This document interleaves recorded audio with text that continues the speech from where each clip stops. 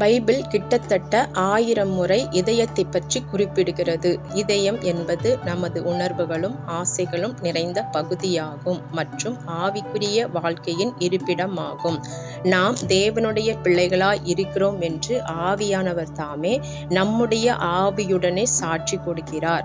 நம்முடைய ஆவி வாசம் பண்ணுகிற இடம் இதயம்.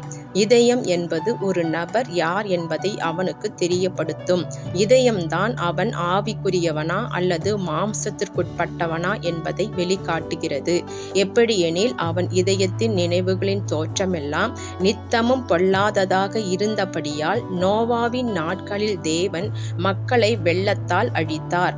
இந்த இதயம், அதாவது ஒரு நபரின் உணர்வுகள் பொல்லாதவைகளில் இருந்து மாறி இயேசுவை விசுவாசிப்பதின் மூலம் கிருபையால் ரட்சிக்கப்படுகிறான், புதிய மனிதனாக மாறுகிறான். இது முதல் பிதா, குமாரன், பரிசுத்த ஆவியானவருக்கு தன்னை ஒப்பு கொடுத்து விடுகிறான். ஆவியானவரும் அவனின் ஆவிக்குரிய ஆசிரியராக இருந்து வழிநடத்துகிறார்.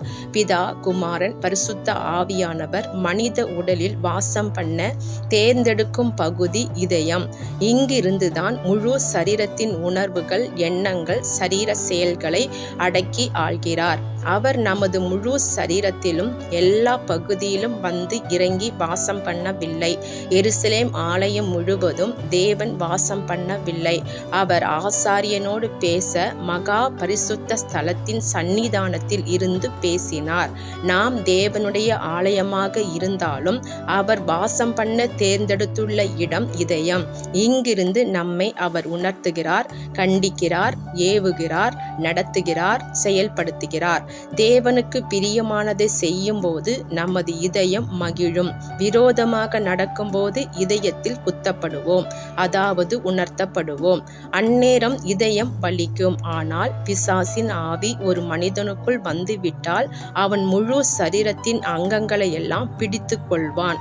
அசுத்தாவி பிடித்தவனின் முடியை கை, கால், வயிறு என்று சரீரத்தின் எந்த பகுதியிலும் வலி உண்டானால் வலிக்கிறது என்று கூச்சலிடுவான். அவன் அசுத்தன்.